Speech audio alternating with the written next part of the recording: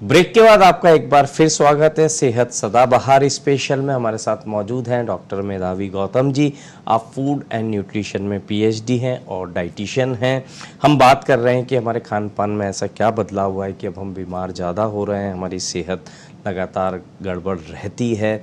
बहुत तरह की डाइट्स आजकल आ गई हैं। आप इंटरनेट पे यूट्यूब पे सर्च करेंगे तो हज़ारों पेज आ जाएंगे, बहुत सारे वो आ जाएंगे आपके पास खबरें, आर्टिकल्स कि ये डाइट है वो डाइट। तो ये जितनी भी मॉडर्न डाइट है ये असल में आई कहाँ से, और क्या हर व्यक्ति के लिए ये डाइट्स फ़ायदेमंद रहती हैं? देखिए, ये जो मॉडर्न डाइट्स हैं जो कि अपन कह रहे हैं मॉडर्न डाइट्स, ये डाइट्स निकल के तो उन्हीं डाइट्स में से आई हैं जो अपन ट्रेडिशनली खाते थे। लेकिन क्यों ये मॉडर्न डाइट्स में कन्वर्ट हो गई? क्योंकि मैंने पहले भी जिक्र किया, लाइफस्टाइल चेंज की वजह से। आज की लाइफस्टाइल जो है वो उस तरीके की नहीं है कि हम ट्रेडिशनल डाइट्स को उतना अच्छे से एक्सेप्ट कर पाएँ। दूसरा चीज़, लाइफस्टाइल चेंज का जो बहुत बड़ा जो एक दुष्परिणाम अपने को मिला है वो मिला है वेट। एक्चुअली हर कोई आजकल इससे ग्रसित है कि अत्यधिक वजन बढ़ जाता है उनका। मेजरली यही प्रॉब्लम रहती है लोगों में कि वेट बढ़ गया, वेट कैसे कम करें। और तो पहला यही जाता है कि भाई खाना कम कर दूं तो वेट तो कम हो जाएगा, जो कि गलत है एक्चुअली। कि खाना बंद कर दूं या कम कर दूं या एक बार का खाना क्रैश डाइट्स कर लेंगे तो वेट कम हो जाएगा, उसकी वजह से और प्रॉब्लम्स भी हो जाते हैं। तो ये जो वेट है ना, वेट है, this is a biggest problem which has come from a lifestyle change. और इसके बाद से ही शुरू हो जाता है, वेट आया ज़्यादा, उसके बाद डायबिटीज़ आ गई, हार्ट का प्रॉब्लम आ गया, कोलेस्ट्रॉल बढ़ गया, तो ये सब लाइन से आ जाता है, बीपी हो गया। तो सबसे इम्पॉर्टेंट हो गया अभी कि वेट को कैसे मॉनिटर करके रखें, वेट को कैसे मेंटेन करके रखें। और इन्हीं कारणों से ही ये modern so called modern diets आने लग गई। जैसे अपन जो उनको हम लोग जो कैटेगरी में रखते हैं वो रखते हैं फैट डाइट्स को, क्योंकि फैट डाइट्स ये वो डाइट्स हैं जो बनी तो किसी और कारण से थी और वो प्रचलन में किसी और कारण से आ गई। शायद मरीजों के लिए बनी हाँ, थी। बनी पेशेंट्स के लिए थी। जैसे कहें कीटोजेनिक डाइट का, तो इट इज़ मोर ओवर बनी वो एपिलेप्सी के, मिर्गी के जो दौरे आते हैं जिन बच्चों के आया करते थे उनके लिए बहुत कारगर होती है ये डाइट, तो बनी उसके लिए थी। लेकिन उसको करते करते रिसर्चर्स ने ये पता लगाया कि अरे इससे तो वेट भी कम होता है और बहुत जल्दी कम हो रहा है। तो उसको अभी वो जो फेमस हो गई है वो हो गई कीटो डाइट की तरह, क्योंकि it's a more over like fancy weight loss diet.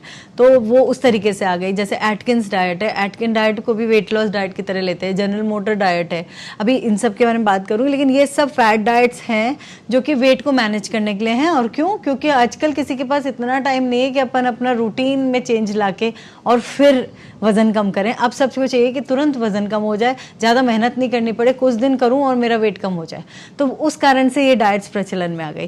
जैसे इन सभी डाइट्स में, जैसे आप कीटोजेनिक डाइट की कही, सबसे ज़्यादा क्या होता है इसके अंदर, फैट का परसेंट सबसे ज़्यादा रखते हैं, फिर होता है प्रोटीन का मात्रा, सबसे कम कार्बोहाइड्रेट्स, 5% से भी कम रखते हैं कार्बोहाइड्रेट्स को, 70% रहता है फैट्स। जबकि एक नॉर्मल डाइट किसी की अगर देखें अपन तो 60 से 70% कार्बोहाइड्रेट्स रखते हैं और कम 20 से 25% फैट रखते हैं। यहाँ पे फैट को उल्टा करके कार्बोहाइड्रेट्स को नेग्लिजिबल कर दिया शरीर से, क्योंकि कार्बोहाइड्रेट्स शरीर में अवेलेबल ही नहीं होते। तो उसकी वजह से फैट्स जो होते हैं वो काम करते हैं एनर्जी देने का, तो कीटोन बॉडीज प्रोड्यूस होती हैं और वो जो होती हैं फाइनली अपना फैट काट के बॉडी का फैट लूज करते हो और आप उसकी वजह से वेट लूज करते हो। मतलब शरीर को एनर्जी देने के लिए फैट ज्यादा दिया जाता है और वो ही फैट जो है बंटकर आपको एनर्जी देता है और शरीर के फैट को भी लूज करवा देता है। तो इस कारण से फटाफट फैट क्योंकि लूज हो रहा है शरीर से, तो आपको बड़ी जल्दी वेट लॉस का रिस्पांस मिल जाता है।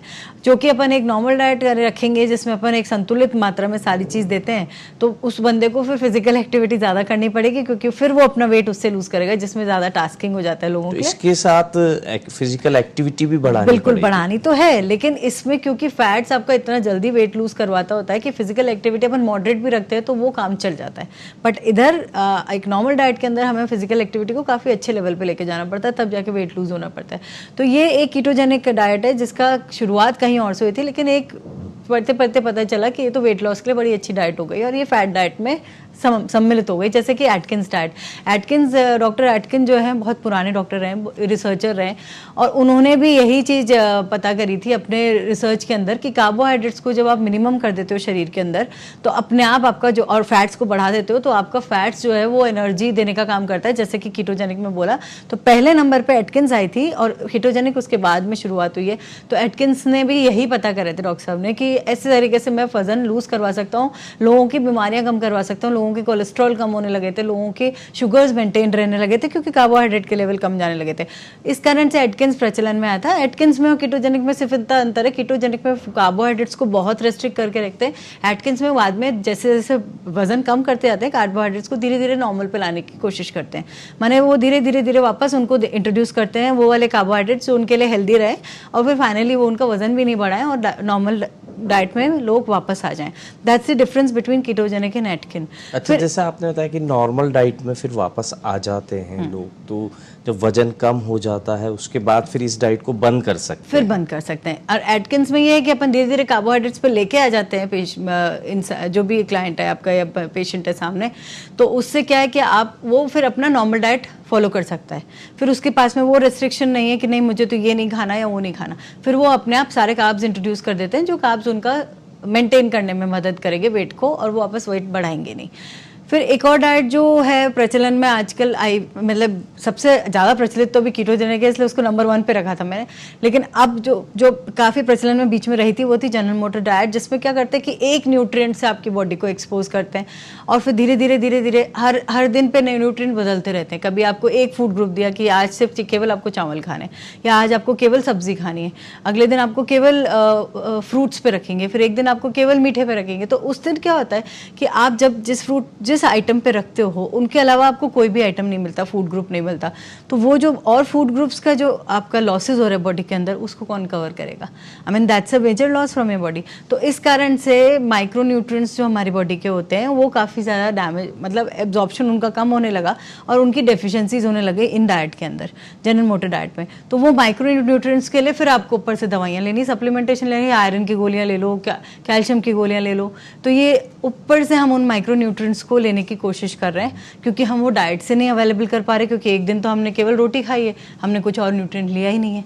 तो ये this is a general motor diet जिसमें आपको एक फूड ग्रुप से एक्सपोज रखते हैं एंड धीरे धीरे करके, क्योंकि हम एक ही फूड ग्रुप से रखते हैं तो फिर हमारा वेट लॉस फास्ट होने लग जाता है। एक और जो डाइट प्रचलित है काफ़ी वो है मेडिटेरेनियन डाइट, क्योंकि इस diet this is basically a diet coming from Mediterranean areas, Mediterranean reason से अपन लोगों ने इसको लिए। तो एक तरह से वेस्टर्न डाइट ही है ये, भूमध्य सागर बराबर जहाँ पे ओशन वाला एरिया रहता है उस वाले एरिया से और ये लिया है। तो इस वाले डाइट में ज़्यादा प्रचलन जो रहता है वो सी फूड्स का रहता है, क्योंकि उस एरिया में ज़्यादा इजीली अवेलेबल वही रहता है कि भाई फिश खा लिए या क्रैब खा लिए या इस तरीके के सी फूड्स पे मेजर इसलिए भी रखते हैं क्योंकि एक तो प्रोटीन बहुत अच्छा होता है उनके अंदर जो फैट्स होते हैं वो ज़्यादातर ओमेगा 3 फैटी एसिड्स जो कि बहुत अच्छे गुड फैट कहेंगे जिसको, वो होता है।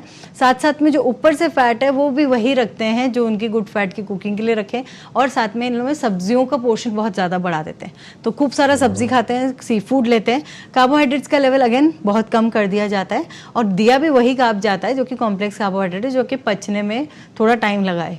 तो कम मात्रा में कॉम्प्लेक्स कार्बोहाइड्रेट देते हैं, सी फूड ज़्यादा देते हैं, वेजिटेबल्स ज़्यादा देते हैं, उसके कारण से फिर वेट लॉस आराम से भी होता है और साथ साथ में और न्यूट्रिएंट्स भी मिलते रहते हैं। तो क्योंकि ये डाइट काफ़ी प्रचलित है वेस्ट में, तो it is a very easy way. ये डाइट जो है फ़ायदा ज़्यादातर जो करती है वेट लॉस में तो मदद करती है, लेकिन मेंटल डिसऑर्डर्स में भी बहुत फ़ायदा करती है क्योंकि इसमें एंटीऑक्सीडेंट्स बहुत होते हैं। हरी सब्जियाँ आप खूब लेते हैं, वो लाल हरी पीली जितनी भी आपकी कलरफुल सब्जियाँ वो खूब लेते हैं, साथ साथ में फिश जैसे कि मैंने आपको बताया तो ओमेगा 3 फैटी एसिड्स मिलते हैं। तो इस कारण से ये डाइट्स जो हैं वो प्रचलित हुई हैं, जो कि ट्रेडिशनल डाइट से काफ़ी अंतर रखती है, लेकिन लाइफस्टाइल चेंज की वजह से आई है। तो वाकई में बहुत अच्छी जानकारी है कि भाई ये मरीजों के लिए और कोई मेडिकल कंडीशंस थी उन हिसाब से डाइट्स प्रचलन में आई, लेकिन इनके दूसरे फ़ायदे देखते हुए, खासकर वज़न कम करना, मोटापा घटाना, उसे देखते हुए लोगों ने इसे अपनाना शुरू कर दिया। रिसर्च भी हुई है इनके ऊपर और ये उस तरह से भी हमें फ़ायदा कर रही हैं। तो बातें बहुत सारी हैं, लेकिन अभी समय हो चला एक ब्रेक का। ब्रेक के बाद भी हमारी बातचीत जारी रहेगी। देखते रहें पत्रिका टीवी।